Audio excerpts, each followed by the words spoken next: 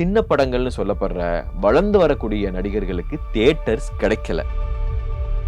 ஆனா இந்த படங்கள் எந்த படங்களுக்கும் சரியான தியேட்டர்ஸ் கிடைக்கல, சரியான மக்கள் கிட்ட வரவேற்பு கிடைக்கல, சரியா எந்த படத்துக்கும் ப்ரொமோஷன் கிடைக்கல அப்படின்னு சொல்லிட்டு மிகப்பெரிய ஒரு வருத்தம் இருக்கு நம்ம தமிழ் சினிமால.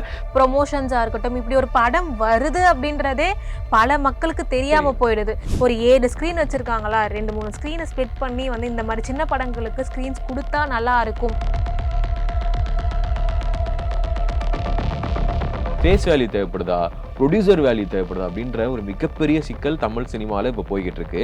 படம் வந்து தியேட்டர்ல வருது அப்படின்னா அந்த படத்துக்கு இந்த படம் நல்லா இருக்குன்னு சொல்றதுக்குள்ளேயே என்னப்பா தியேட்டர்ல படம் இல்லை,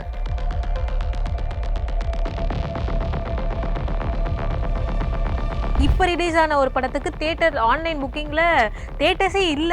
நல்ல படம்னா என்ன கேட்டகரியில் அடக்குறீங்க? அதுக்கு கதை நல்லா இருக்கும்.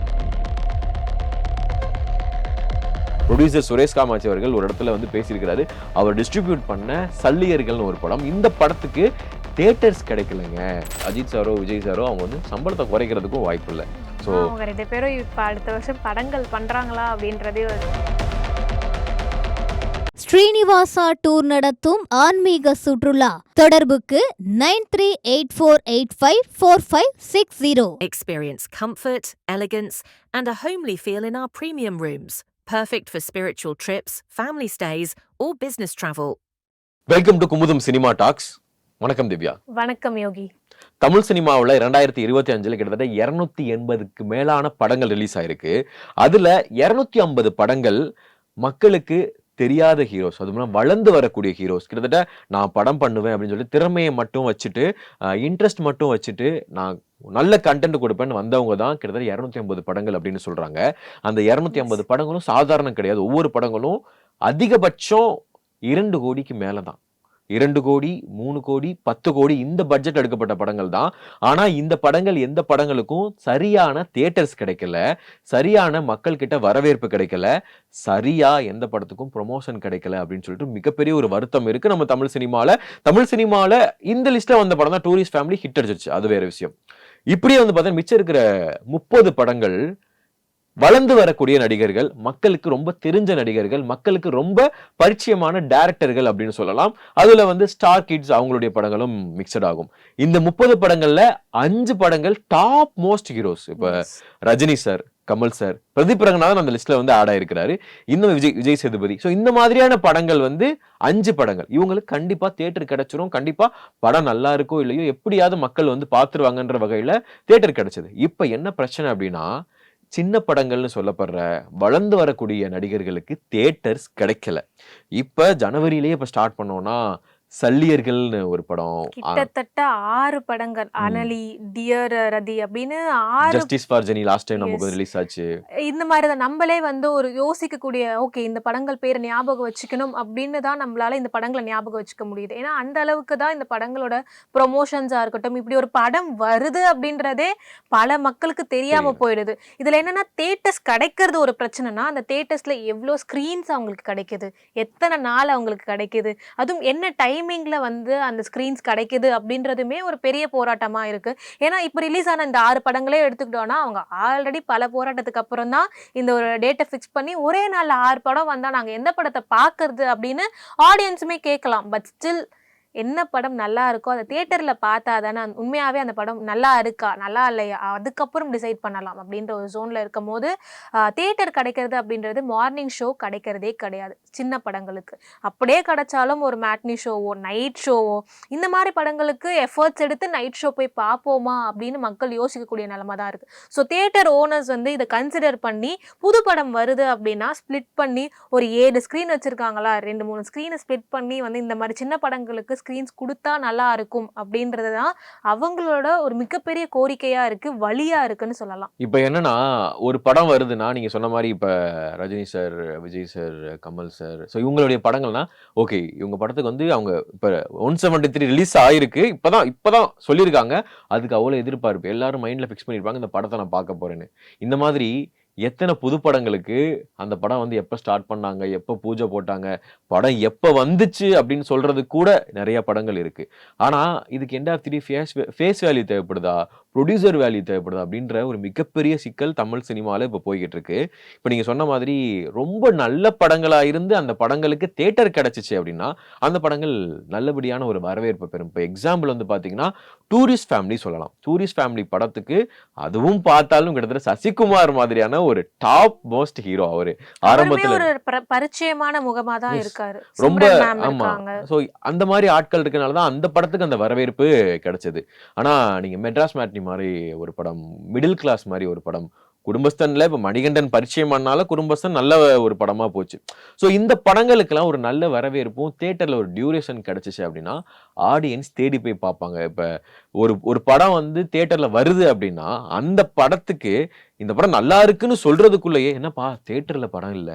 அப்படின்னு ஒரு விஷயம் தான் இப்ப சின்ன படங்களுக்கு மிகப்பெரிய ஒரு ஒரு பேர் ஆபத்தை வந்து சந்திச்சுக்கிட்டு இருக்கு. ஏன்னா தியேட்டர்ஸ்ல வந்து ஸ்கிரீன்ஸ் குடுத்தாலும் நாங்க தான் 2 ஸ்கிரீன் குடுத்துருக்கோமே. ஒரு 2 நாள் ஓடுனதுக்கு அப்புறம் கூட்டமே வரலங்க. நாங்க ம். வந்து உங்கள் படத்த எடுத்துடுறோம் அப்படின்ற ஒரு ஜோன்ல வந்து கொண்டு போயிடுறாங்க. ம், ம். ஆனா அந்த படத்துக்கான ஸ்பேஸ் குடுக்கணும்ல.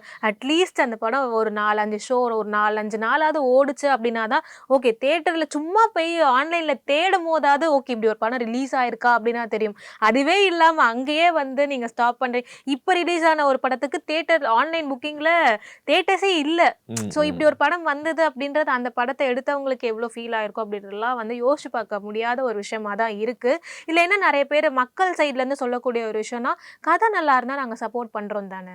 ஏன் வந்து நாங்கள் இந்த படத்தெல்லாம் சப்போர்ட் பண்ணலன்றதுக்கான ரீசன்ஸுமே இருக்கும்ல.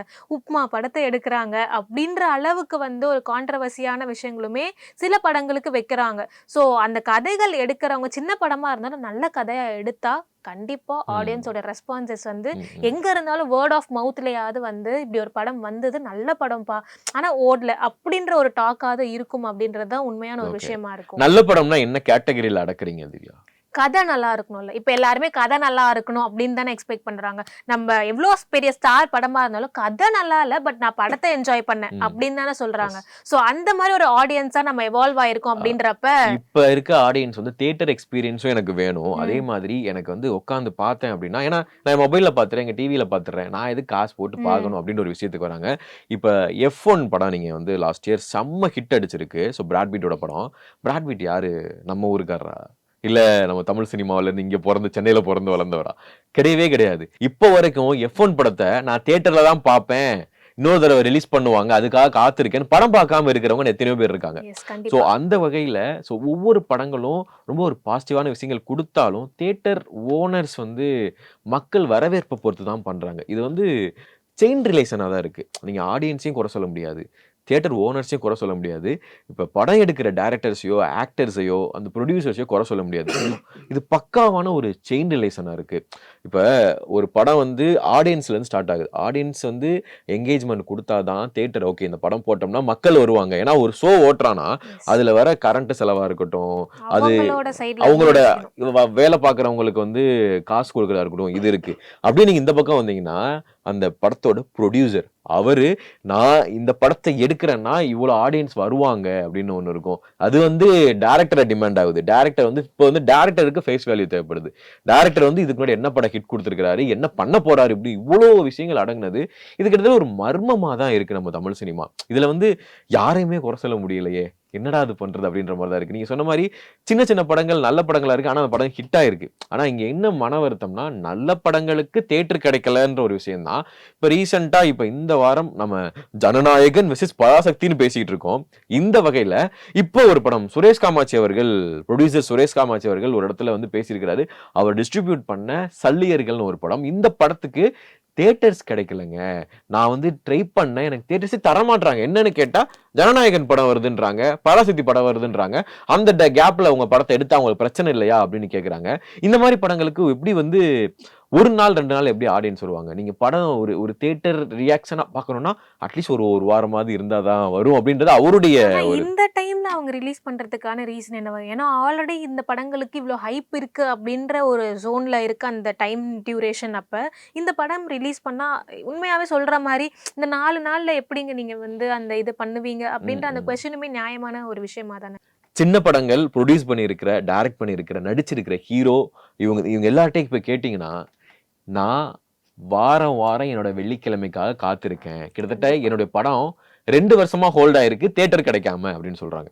சரியான நாளுக்காக காத்திருக்காங்க. இந்த வகையில பிளாக்னு ஒரு படம் நீங்க ஆ, ஜீவா அவர்கள் எஸ். நடிச்ச ஒரு படம். அந்த படம் கரெக்ட்டா நம்ம புயல் டைம் லாஸ்ட் டைம் வந்துச்சு. புயல் டயத்துல அந்த படம் வந்துச்சு. ஆனாலும் அந்த படத்துக்கு ஒரு நல்ல வரவேற்பு கிடைச்சது. ஆனாலும் மக்களுக்கு பெருசா தெரியல. ஒரு டைம் கூட தூக்கிட்டாங்க படத்த. ஆனா படம் நல்ல பேர் கிடைச்சது. அந்த படத்துக்கு நல்ல பேரு கலெக்ஷன் வந்துச்சான்னு பார்த்தா, ஒரு ஆவரேஜ் தான். ஆனா அது நல்ல படம் அப்படின்னு பேர் வாங்குச்சு பாத்தீங்களா? சோ இந்த மாரி விஷயங்கள் தான் ரொம்ப லேக் ஆகுது. இது கொஞ்சம் பாசிட்டிவா அமைஞ்சா நல்லா இருக்குமே அப்படின்னு எதிர்பார்க்கறாங்க. சோ ஸோ கொஞ்சம் பொறுத்து ஆடியன்ஸ் சைட்லேருந்து இன்னொரு விஷயமே என்னன்னா, பெரிய ஸ்டார்ஸ் படங்களோட டிக்கெட் ரேட்டும், இந்த மாதிரி சின்ன சின்ன படங்களோட டிக்கெட் ரேட்டுமே ஒண்ணா தான் இருக்கு.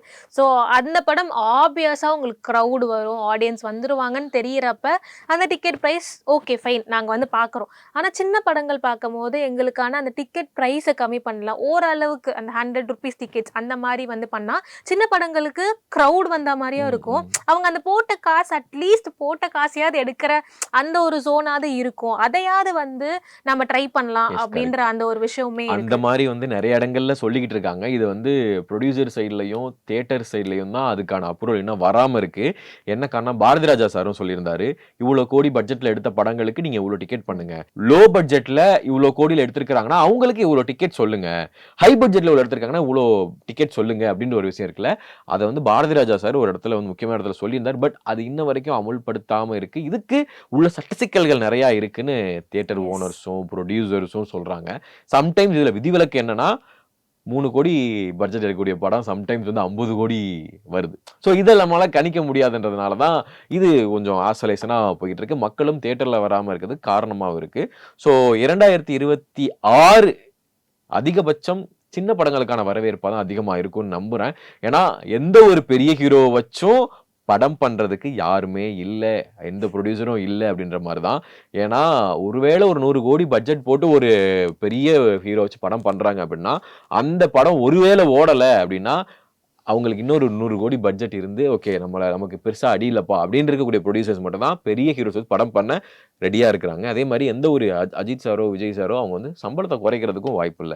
சோ ஆனா அவங்க 2 பேரும் இப்ப அடுத்த வருஷம் படங்கள் பண்றாங்களா அப்படின்றதே ஒரு கொஞ்சம் கொஞ்சம் எஸ். டவுட் தான். ஸோ பொறுத்திருந்து பார்க்கலாம். எஸ். 2026 தமிழ் சினிமா எந்த அளவுக்கு இருக்கு அப்படின்றது.